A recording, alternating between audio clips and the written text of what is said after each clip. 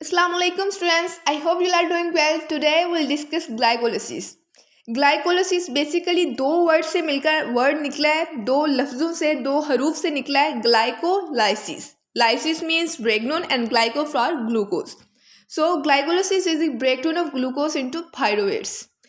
Let's get started about the steps of glycolysis. First of all, glycolysis में जो step होता है उसमें होता है कि ग्लूकोज जो होता है ग्लूकोज 6 फॉस्फेट में कन्वर्ट होता है. हम इसको एज अ कंसेप्चुअल और कॉम्प्रिहेंसिव वे में डिस्कस करेंगे. Like why glucose is breaking to glucose 6 phosphate. First of all हमें बॉडी में एनर्जी की ज़रूरत होती है. एनर्जी जो होती है वो हम खुराक से लेते हैं, और ग्लूकोज में जो एनर्जी स्टोर होती है वो पोटेंशियल एनर्जी होती है. अगर हम फिजिक्स की कंसेप्ट में बात करें तो जो ग्लूकोज है उसमें पोटेंशियल एनर्जी स्टोर होती है जिसको हमने यूज़ करना होता है. बेसिकली ग्लूकोज की 3 फेट्स होती है जिससे हम एनर्जी को यूज़ करते हैं. फर्स्ट ऑफ ऑल हम ये कर सकते हैं कि इसको 3 कार्बन कंपाउंड में इसकी ऑक्सीडेशन करवाएं. 3 कार्बन कंपाउंड जैसे ग्लूकोज 6 कार्बन कंपाउंड है और इसको 3 कार्बन कंपाउंड में कन्वर्ट कर दें जो पायरुवेट है. ठीक है. In second step we convert it to 5 carbon compound like pentose phosphate pathway में, वो हम लेटर डिस्कस करेंगे. उसके बाद इसकी जो एक अल्टीमेट फेट होती है जब ये अनयूज होता है तो हम इसको स्टोर कर लेते हैं in the form of glycogen. So we will discuss today about glycolysis, यानी इसकी जो सबसे पहली फेट जिसके बारे में हमने बात की है कि 3 कार्बन कंपाउंड में इसकी ब्रेकडाउन होगी, हम उसके बारे में आज डिस्कस करेंगे. तो जो ग्लाइकोलिसिस है ये पहला मेटाबॉलिक पाथवे है, पहला मेटाबॉलिक पाथवे जिसके बारे में इंफॉर्मेशन ली गई थी, या आप कह सकते हैं जो एल्यूसिडेटेड था. First metabolic pathway. इसकी सिर्फ ये इंपॉर्टेंस नहीं है कि ये हमें एनर्जी प्रोवाइड करते हैं, इसके अलावा भी बहुत इंपॉर्टेंस है. लाइक ये अमाइनो एसिड्स प्रोवाइड करते हैं, कोएंजाइम्स देता है हमें, फैटी एसिड्स देता है, न्यूक्लियोटाइड्स देता है. तो इसके बहुत से इस तरह के इंपॉर्टेंट स्टेप्स है, इंपॉर्टेंट इसके प्रोडक्ट्स है जो हम बॉडी में यूज़ करते हैं बियॉन्ड एनर्जी. ठीक है. एनर्जी यील्डिंग के अलावा भी इसकी काफ़ी सारी चीज़ें हैं जो यूज़फुल होती हैं. इसके अलावा एक और इनके बारे में बहुत मज़े की चीज़ है कि जो ग्लूकोज से ग्लाइकोलिसिस होती है, जो ग्लूकोज की ग्लाइकोलिसिस होती है उसमें कुछ सेल्स तो ऐसे होते हैं जो इसको फर्दर ऑक्सीडेशन में लेके जाते हैं, जैसे क्रेब्स साइकिल और डिफरेंट प्रोसेस होते हैं.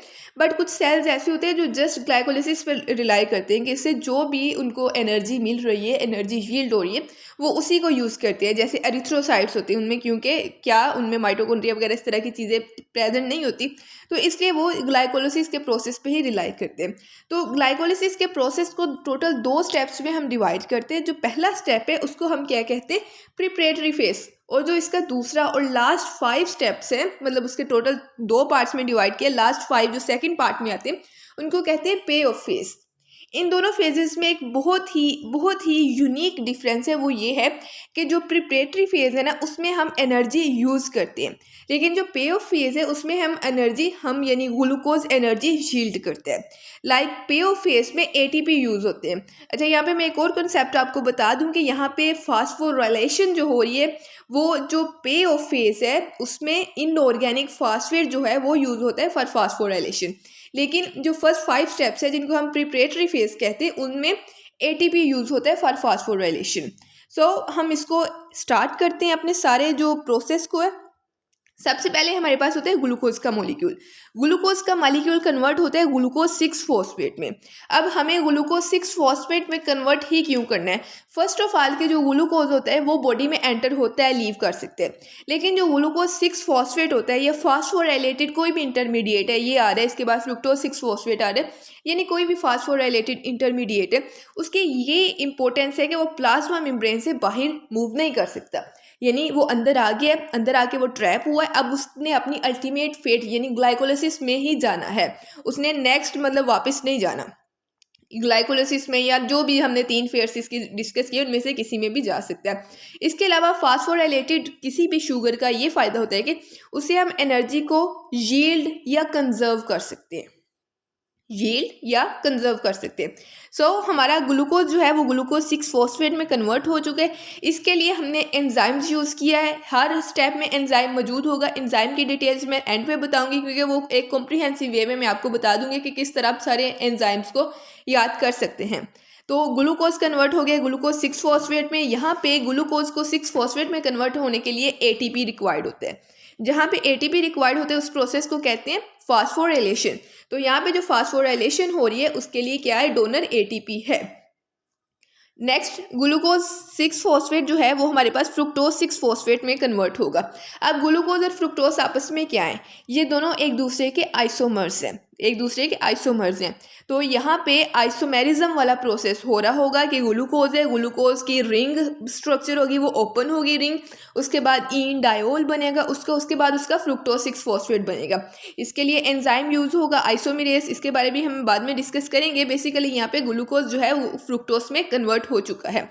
इसके बाद जो हमारा नेक्स्ट प्रोसेस है वो फ्रुक्टोज के पास पहले सिर्फ एक एटीपी था, अब उसके पास उसका सेकंड एटीपी आएगा, यानी fructose six phosphate will be converted into fructose one six bisphosphate. Fructose के साथ अब टोटल 2 एटीपी अटैच हो चुके हैं। तो बेसिकली ये जो 2 स्टेप्स हैं इनको हम प्राइमिंग स्टेप्स ऑफ ग्लाइकोलाइसिस भी कहते हैं। प्राइमिंग स्टेप्स यानी किसी भी चीज़ को to make ready for some process, किसी भी चीज़ को रेडी करने के लिए जो स्टेप्स होते हैं उनको प्राइमिंग स्टेप्स कहते हैं। तो यहाँ पे जो प्राइमिंग स्टेप्स है वो 2 स्टेप्स हैं, यानी ग्लूकोज का ग्लूकोज 6-फॉस्फेट में कन्वर्ट होना एंड फ्रुक्टोज 6-फॉस्फेट का फ्रुक्टोज 1,6-बिसफॉस्फेट में कन्वर्ट होना प्राइमिंग स्टेप्स है।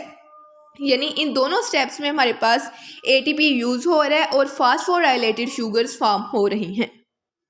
इस सारे प्रोसेस के एंड तक हम देखेंगे कि जो हमारे पास जो ग्लूकोज है उसके 3 चेंजेस आएंगे। सबसे पहले तो ये होगा कि उसका कार्बन स्केलेटन जो है वो पूरा डिग्रेड होगा। जैसे पहले ग्लूकोज था, उसके बाद ये फ्रुक्टोज बन गया, अभी तक इसका कार्बन स्केलेटन डिग्रेड नहीं हुआ, लेकिन फ्रुक्टोज 1,6-बिसफॉस्फेट के बाद जब हम G3P और DAP बनाएंगे, DHP सॉरी, तो वो हमारे पास इसका स्केलेटन की ब्रेकडाउन स्टार्ट हो जाएगी, यानी 6 कार्बन से अल्टीमेटली हमने 3 कार्बन कंपाउंड की फॉर्मेशन करनी है। तो इसका जो पूरा कार्बन स्केलेटन है वो डिग्रेड हो जाएगा। दूसरी जो चेंजिंग आएगी वो ये होगी कि एडीपी जो होंगे हमारे पास वो एटीपी में कन्वर्ट होंगे, वो हम नेक्स्ट पेओ फेज में देखेंगे।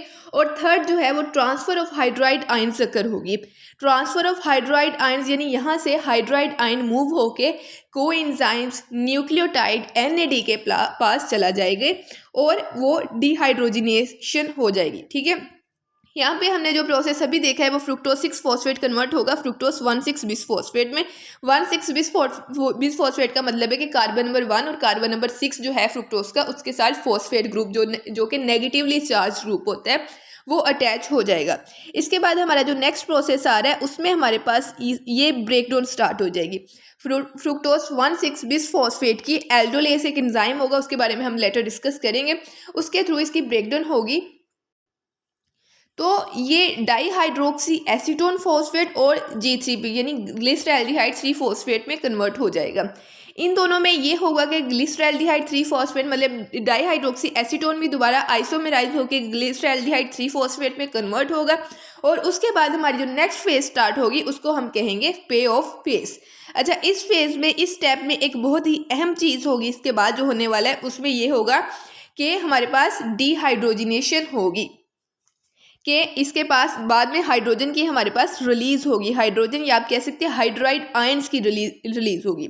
अब हमारे पास पहले एक मॉलिक्यूल था ग्लूकोज का, उससे हमने 2 मॉलिक्यूल बना लिए G3P के, ग्लिसरैल्डिहाइड 3-फॉस्फेट के। क्या ये एल्डिहाइड है। इसके बाद एल्डिहाइड के बाद हमारे पास 1,3-बिसफॉस्फोग्लिसरेट होगा। अब देखें G3P के पास कितने फॉस्फेट है, 1 फॉस्फेट है, लेकिन 1,3-बिसफॉस्फोग्लिसरेट के पास कितने फॉस्फेट है, 2 फॉस्फेट है। तो दूसरा फॉस्फेट कहाँ से आएगा, वो इनऑर्गेनिक फॉस्फेट यूज़ करेंगे। जैसा कि मैंने ऑलरेडी आपको बताया कि ऊपर वाली जो प्रिपरेटरी फेज थी उसमें हमने ATP से फॉस्फेट लिया था, लेकिन अब हम जो फॉस्फेट लेंगे वो हम ATP से नहीं लेंगे, बल्कि हम फॉस्फेट कहाँ से लेंगे, हम इनऑर्गेनिक फॉस्फेट्स यूज़ करेंगे। और दूसरी चीज़ इस स्टेप के बारे में, ये ऑक्सीडेशन स्टेप कैसे है। ग्लिसरैल्डिहाइड 3-फॉस्फेट क्या है, एल्डिहाइड है, और ग्लिसरेट क्या है, एक एस्टर है, यानी ऑक्सीडेशन हो रही है। तो जहाँ पे ऑक्सीडेशन हो रही होती है तो ऑक्सीडेशन की डेफिनेशन के मुताबिक वहाँ पे हाइड्रोजन रिलीज होना चाहिए। तो यहाँ पे भी सिमिलरली डिहाइड्रोजिनेशन हो गई, यहाँ पे NAD आएगा हमारे पास, वो NADH में कन्वर्ट हो जाएगा, NADH+H में कन्वर्ट हो जाएगा, यानी यहाँ से 2 हाइड्रोजन की रिमूवल होगी। तो यहाँ पे जो स्टेप होगा इसको हम डिहाइड्रोजिनेशन स्टेप का भी नेम दे सकते हैं। इसके बाद 1,3-बिसफॉस्फोग्लिसरेट जो था उसका एक फॉस्फेट रिमूव हो जाएगा इन द फॉर्म ऑफ ATP। यहाँ पे हमारा जो सेकंड एनर्जी का जो प्रोसेस है वो है कि पहले हमने एनर्जी कहाँ से ली, जब G3P13 बिस फॉस्फोग्लिसरेट में कन्वर्ट हुआ तो हमने NADH की फॉर्म में एनर्जी ली। अब energy currency, original energy currency जो है वो हमें आ रही है 13 बिस फॉस्फोग्लिसरेट से 3 फॉस्फोग्लिसरेट में जब कन्वर्जन हो रही है। यहाँ पे मैं एक और आपको कंसेप्ट एलेबोरेट कर दूँ कि यहाँ पे दो तरह की हमारे पास एनर्जी रिलीज होती है। एक तो होती है कि ऑक्सीडेटिव फॉस्फोराइलेशन, एक होती है सबस्ट्रेट लेवल फॉस्फोराइलेशन। तो यहाँ पे जो विदाउट यूज़ ऑफ कीमियोस्मोसिस प्रोसेस और इलेक्ट्रॉन ट्रांसपोर्ट चेन के यूज़ किए बगैर जो हमारे पास ATP की एनर्जी आ रही है, इसको हम सबस्ट्रेट लेवल एनर्जी कहते हैं।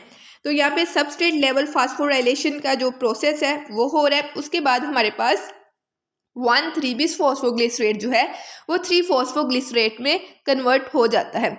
इसके बाद इसकी रीअरेंजमेंट स्टार्ट हो जाती है कि 3 फॉस्फोग्लिसरेट में यानी जो कार्बन नंबर 3 था उसके साथ फॉस्फेट ग्रुप अटैच था, वो अब कार्बन नंबर 2 के साथ अटैच हो जाएगा।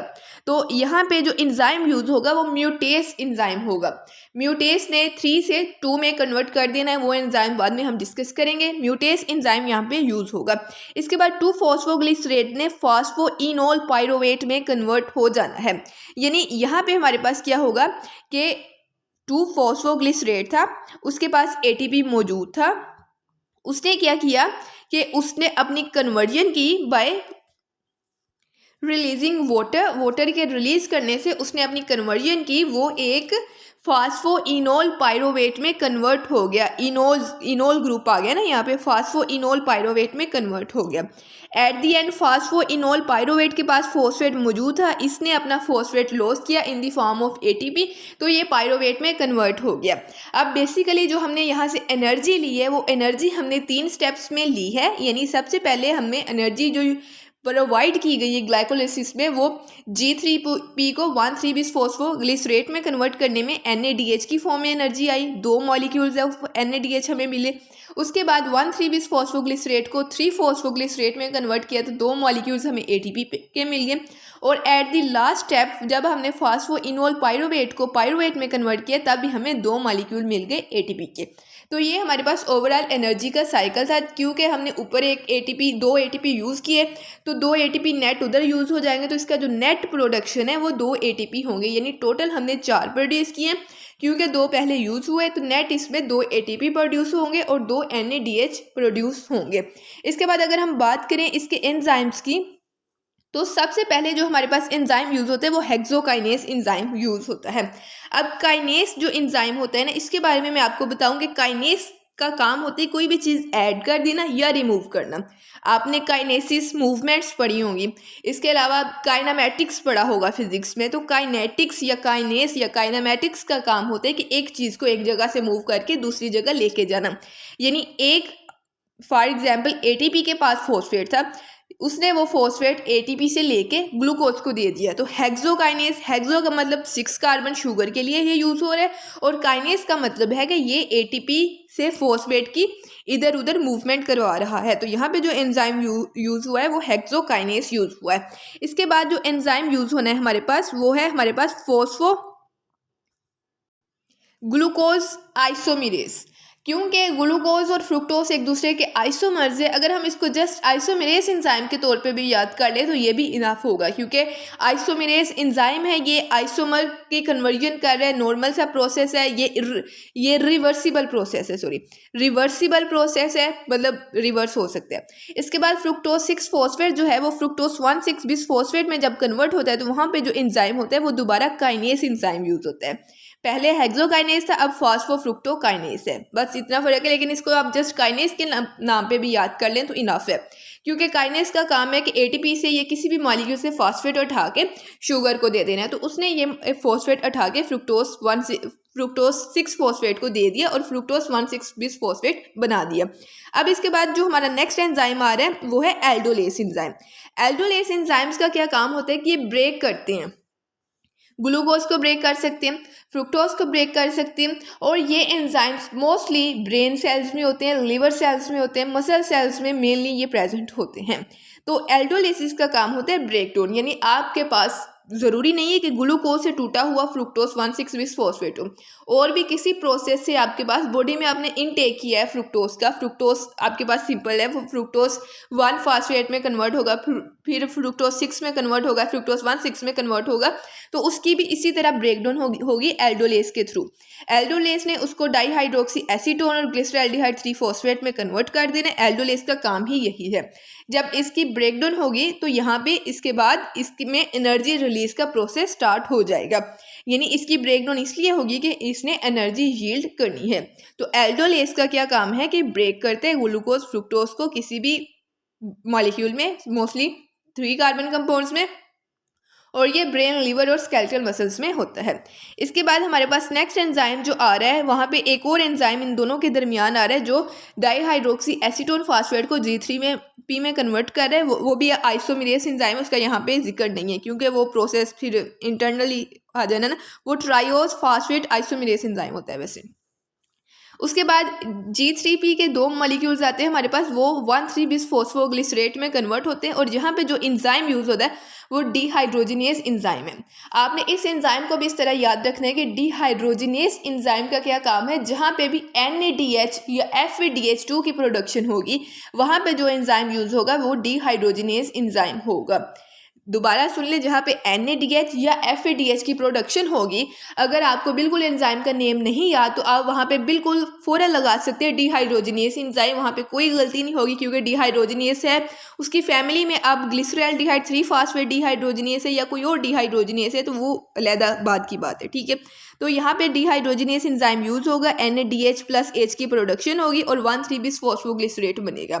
1,3 बिस फॉस्फोग्लिसरेट ने अपने एक फॉस्फेट ATP की फॉर्म में रिलीज कर देना है, और इसके बाद क्योंकि ATP जो इसके पास फॉस्फेट था वो यहाँ से उतर के ADP के पास जा रहा है, यानी फिर दोबारा काइनेसिस का प्रोसेस हो रहा है, तो यहाँ पे भी काइनेस एंजाइम यूज़ होगा। काइनेस एंजाइम ने 1,3 बिस फॉस्फोग्लिसरेट से फॉस्फेट उठा के 3 फॉस्फोग्लिसरेट को दे देना है, तो यहाँ पे काइनेस एंजाइम यूज़ होगा। उसके बाद 3 फॉस्फोग्लिसरेट ने 2 फॉस्फोग्लिसरेट में कन्वर्ट होना है, यहाँ पे म्यूटेशन का प्रोसेस होगा, यानी म्यूटेस एंजाइम हमारे पास यूज़ होगा। अब काइनेस और म्यूटेस में एक बहुत सी बेसिक सा फ़र्क है कि काइनेस जो होता है वो एक मॉलिक्यूल से या एक कंपाउंड से दूसरे कंपाउंड को दे देता है उठा के फॉस्फेट, लेकिन जो म्यूटेस है वो विद इन अ कंपाउंड मतलब इंटरनली काम करेगा, यानी एक कार्बन से उठा के दूसरे कार्बन को एक ही एलिमेंट, एक ही कंपाउंड में वो देगा। तो इनका बस ये इतना सा फ़र्क है। बाकी 2 फॉस्फोग्लिसरेट ने फास्फोइनोल पायरोवेट में कन्वर्ट होना है, इनोलेस एंजाइम यूज़ होना है क्योंकि इनोल फॉर्मेशन हो रही है। इनोल फॉर्मेशन होगी तो इनोलेस एंजाइम यूज़ होगा, और इसके बाद सबसे लास्ट स्टेप में जो हमारे पास प्रोसेस होगा वो क्या होगा कि दोबारा फास्फोइनोल पायरोवेट जो है वो पायरोवेट में कन्वर्ट होगा, यानी इसमें दोबारा क्या हो रहा है, काइनेसिस का प्रोसेस हो रहा है। काइनेसिस का प्रोसेस यानी ATP फॉर्मेशन होगी, काइनेसिस का प्रोसेस होगा और पायरोवेट के 2 मॉलिक्यूल्स हमें मिल जाएंगे। इसके बाद नेक्स्ट हम पायरोवेट की फेट्स डिस्कस करेंगे। उसकी फेट्स में हम ये देखेंगे कि एक फेट उसकी ये होती है कि उसने क्रेब्स साइकिल में जाना है, उससे कार्बन डाइऑक्साइड बन जाना है। दूसरी फेट उसकी ये होगी कि उसने हाइपोक्सिया कंडीशन में जाना है और उसने लैक्टिक एसिड या फिर दूसरी फर्मेंटेशन प्रोसेस में जाके लैक्टिक एसिड या अल्कोहल फॉर्मेशन में जाना है, तो वो हम नेक्स्ट लेक्चर में हम डिस्कस करेंगे। फिलहाल हम ये देख लेते हैं कि जो ग्लाइकोलाइसिस के हमने स्टेप डिस्कस किए हैं, कुछ मैंने रेड में लिखे हुए हैं यहाँ पे, कुछ जो है एरोज वो ग्रीन में है और कुछ वाइट में ही हैं। तो जो रेड वाले प्रोसेस है इनको हम इरिवर्सिबल प्रोसेस कहते हैं। इरिवर्सिबल प्रोसेस वो होते हैं कि जो वापस उस तरह नहीं जा सकता, जैसे ग्लूकोज से ग्लूकोज 6 फॉस्फेट बन गया तो दोबारा हेक्सोकाइनेस की मदद से वो ग्लूकोज 6 फॉस्फेट दोबारा ग्लूकोज में नहीं बन सकता। तो ये एक इरिवर्सिबल प्रोसेस है। यहाँ पर टोटल 3 इरिवर्सिबल प्रोसेस है। फ्रुक्टोज 6 फॉस्फेट से फ्रुक्टोज 1,6 बिस फॉस्फेट बन रहा है, ये भी इरिवर्सिबल प्रोसेस है। और लास्ट वाला जो फास्फोइनोल पायरोवेट से पायरोवेट की फॉर्मेशन हो रही है, ये इरिवर्सिबल प्रोसेस है। जब हम यहाँ पे हो रही ना ग्लूकोज की ब्रेकडाउन, जब हम ग्लूकोज की सिंथेसिस करेंगे, ग्लूकोनियोजेनेसिस करेंगे, तो फिर दोबारा यही प्रोसेस है हमारे पास यूज़ होंगे, सारे यही स्टेप होंगे। लेकिन वहाँ पे हमने 3 जगह पे एंजाइम्स चेंज कर देने, मतलब जो मैंने रेड एरियाज किए हैं कि वो फॉर एग्जाम्पल हमने पायरोवेट को फास्फोइनोल पायरोवेट में कन्वर्ट करना है, तो वो पायरोवेट काइनेज की मदद से हम नहीं कर सकते। उसके लिए हमें एक और एंजाइम की ज़रूरत होती है जिसको हम फास्फोइनोल पायरोवेट कार्बोक्सिलेज कहते हैं। यानी यहाँ पे हमें एंजाइम तब्दील करना होगा, लेकिन दोबारा फास्फोइनोल पायरोवेट से 2-फास्फोग्लिसरेट बनाना है तो हम इनोलेस यानी यही एंजाइम यूज़ कर सकते हैं। लेकिन ये 3 जो बाईपास प्रोसेस हैं या फिर इरिवर्सिबल प्रोसेस है, यहाँ पे हमें नए एंजाइम्स यूज़ करने होंगे। सिमिलरली फ्रुक्टोज 1,6 बिसफॉस्फेट को जब हमने फ्रुक्टोज 6-फॉस्फेट में कन्वर्ट करना है तो फिर हमने दूसरा एंजाइम यूज़ करना है। तो ये सारा कुछ हम ग्लूकोनियोजेनेसिस पे ये सारे प्रोसेस डिस्कस करेंगे। फिलहाल ये सारी डिस्कशन थी वो इसके बारे में, ग्लाइकोलिसिस के बारे में थी। ग्लाइकोलिसिस के बारे में मैक्सिमम बातें मैंने आपको बता दी हैं। हाँ, कुछ बातें हैं जैसे एंजाइम्स की रेगुलेशन कैसे होती है, इनहिबिशन कैसे होती है, स्टिम्युलेशन कैसे होती है, तो ये भी हम बहुत जल्द डिस्कस करेंगे। ये मैं आज इसलिए डिस्कस नहीं कर रही क्योंकि इन पे आपको टाइम चाहिए और ये सारा कंसेप्चुअल बेस होगा कि हमने रेगुलेशन ग्लाइकोलिसिस की करनी है, फिर हम क्रेब्स साइकिल की रेगुलेशन करेंगे, सारे इस तरह करेंगे। तो इस तरह हम इनको डिस्कस करेंगे। आई होप ये आपको समझ आ गई होगी। जज़ाकल्लाह, थैंक यू वेरी मच। अगर इसमें कोई सवाल हो तो आप पूछ सकते हैं और इसके MCQs जो हैं वो आपको प्रोवाइड कर दिए जाएंगे। MCQs की आपको दी जाएगी, एक्सप्लेनेशन कर दी जाएगी। तो थैंक यू वेरी मच। जज़ाकल्लाह।